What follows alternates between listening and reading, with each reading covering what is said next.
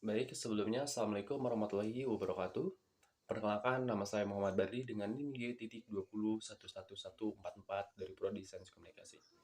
Di sini saya akan menjelaskan tentang gambaran umum mikrososiologi utama kontribusi di bidang sosiologi komunikasi, di mana terdiri dari aksi sosial, aksi komunikatif, interkasionisme simbiolik, fenomenologi, dan etnometodologi. Baik, di sini saya akan menjelaskan beberapa poin penting yang akan saya bahas. Yang pertama ada komunikasi sebagai aksi sosial. Yang kedua ada tindakan komunikasi sebagai tindakan bersama. Yang ketiga ada transformasi komunikasi dari tindakan menjadi interaksi.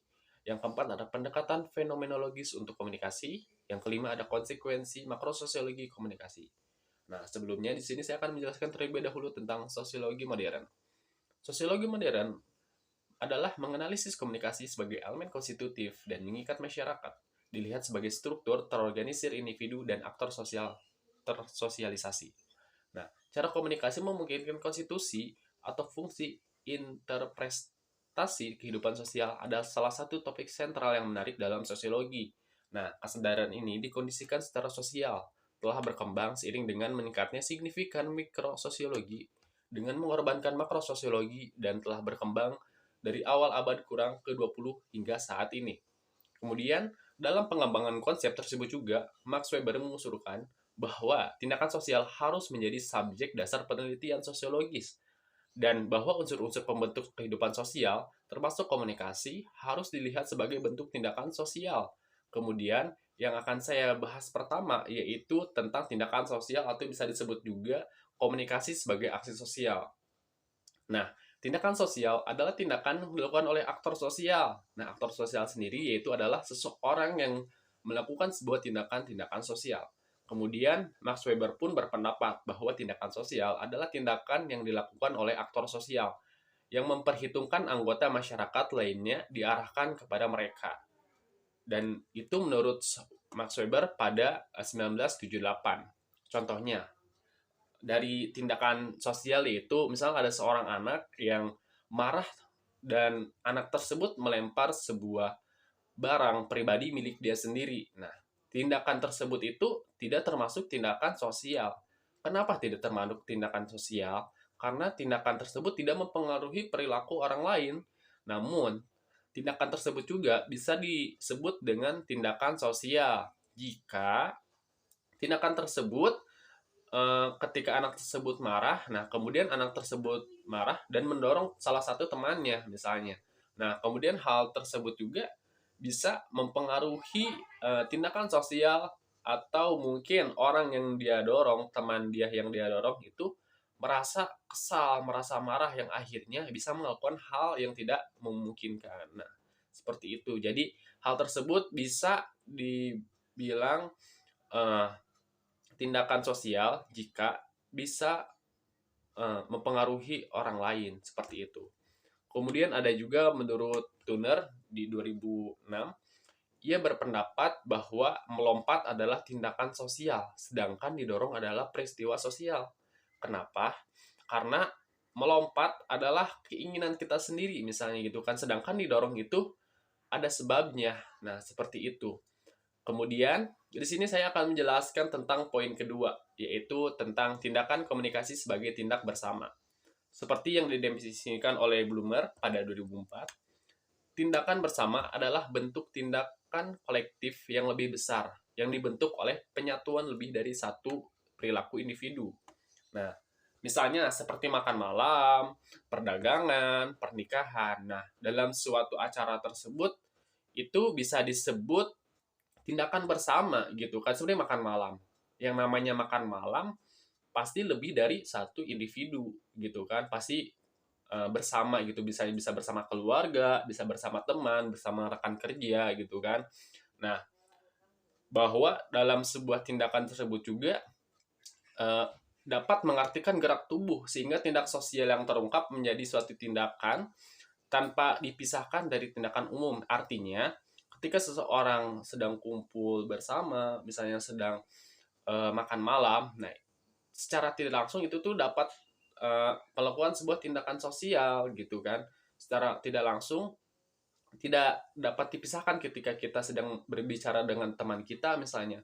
itu ketika itu kita melakukan sebuah tindakan gitu kan, kita berbicara, kita misalnya melambai-lambai tangan atau eh, mengasih bisikan kepada dia gitu kan.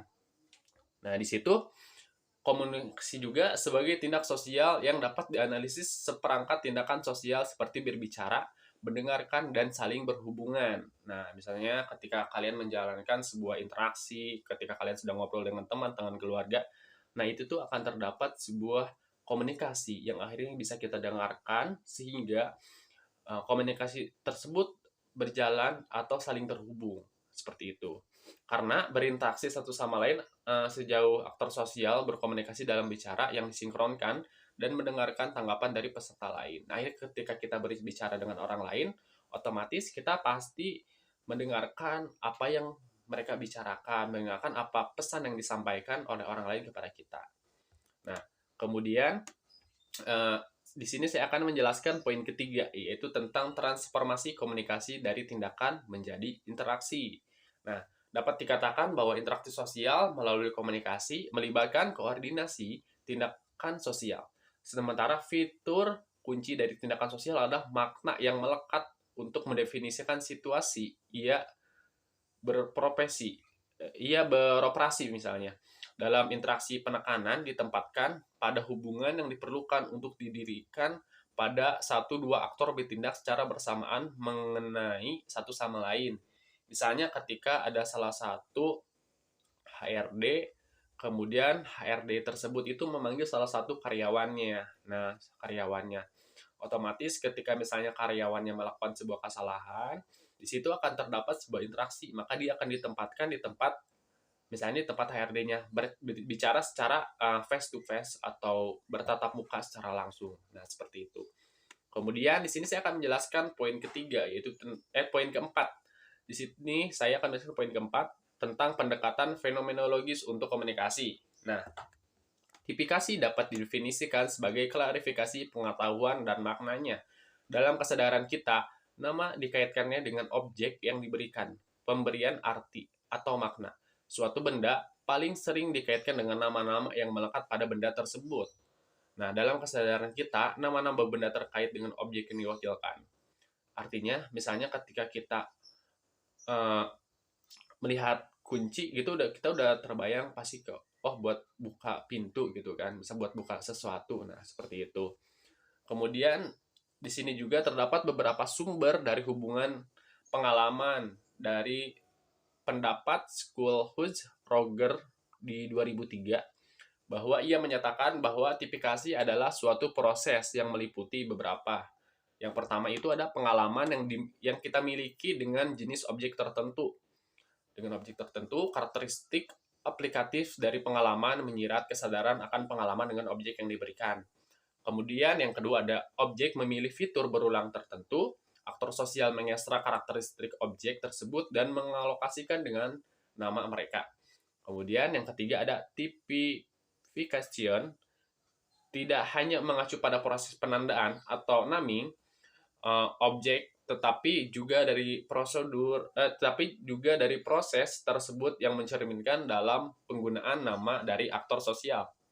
Nah, proses tipikasi adalah pusat komunikasi, di mana aktor sosial atau orang yang melakukan sebuah tindakan secara praktis terlibat dalam dunia sosial.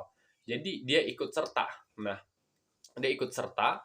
Kemudian ada juga menurut Guv Sarok dan Francis di 2005, ia berpendapat bahwa stok pengetahuan adalah kumpulan pengetahuan dan pengalaman kolektif yang membentuk kesadaran kolektif. Nah, itu dibangun melalui komunikasi anggota masyarakat lainnya dan beberapa pengaturan sosial seperti keluarga, teman, rekan kerja, dan lain-lain. Contohnya, misalnya, ketika salah satu mahasiswa yang ikut serta dalam galang dana, misalnya, itu kan akan terdapat sebuah tindakan secara praktis, secara tidak langsung di dunia sosial gitu kan, ikut turun serta bertemu dengan masyarakat. Kan biasanya sebelum galang dana itu pasti ada kita tuh bertemu dengan masyarakat gitu kan, kita bisa bertatap-tatapan dengan masyarakat. Nah, secara tidak langsung, secara praktis kita itu terlibat dalam dunia sosial tersebut. Nah, seperti itu. Kemudian in- intersubjektif intersubjektivisme adalah ruang simbol yang dapat dikenal dan dipahami.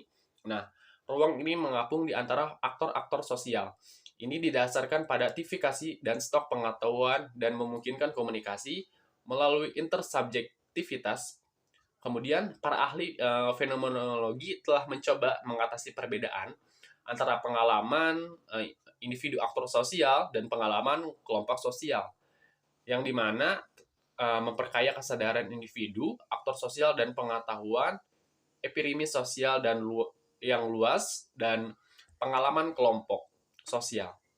Nah, yang dicapai melalui komunikasi.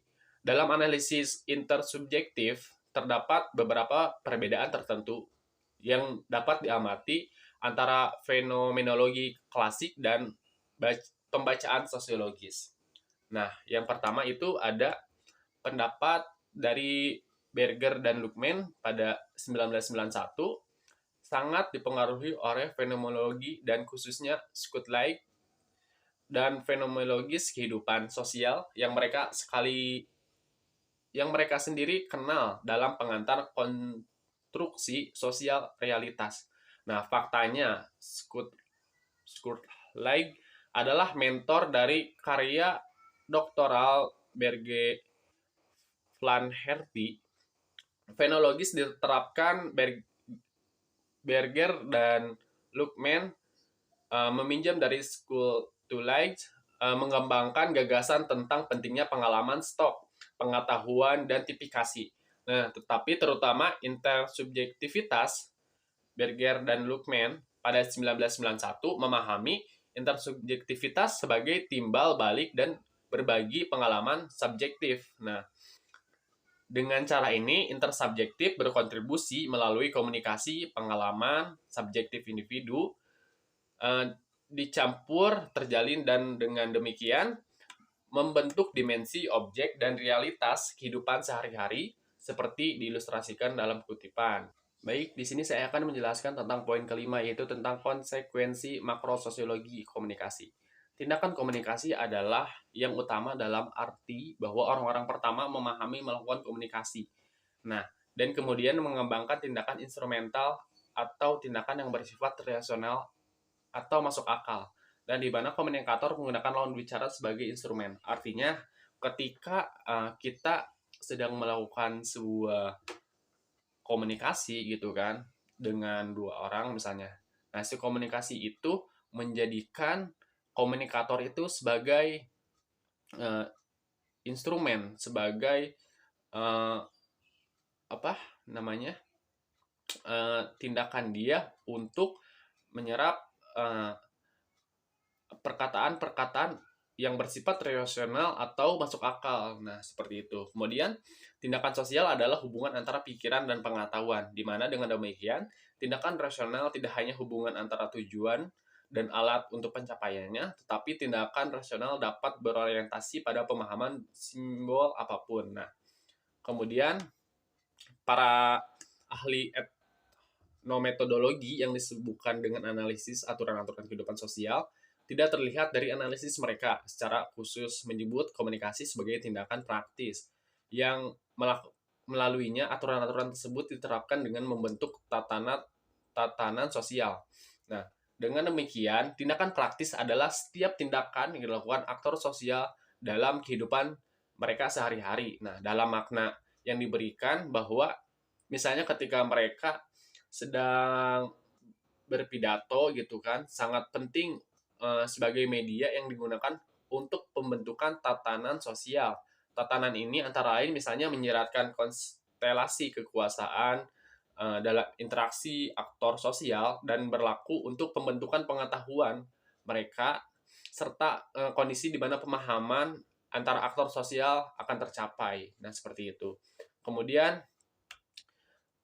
di sini ada analisis percakapan membedakan antara bahasa formal dan informal atau praktis. Nah, sementara bahasa informal adalah kurang terstruktur dan bahasa informal adalah terkoordinasi atau lebih dekat. Mungkin cukup sekian penjelasan dari saya. Kurang lebihnya mohon maaf. Wabillahi taufiq wal hidayah. Wassalamualaikum warahmatullahi wabarakatuh.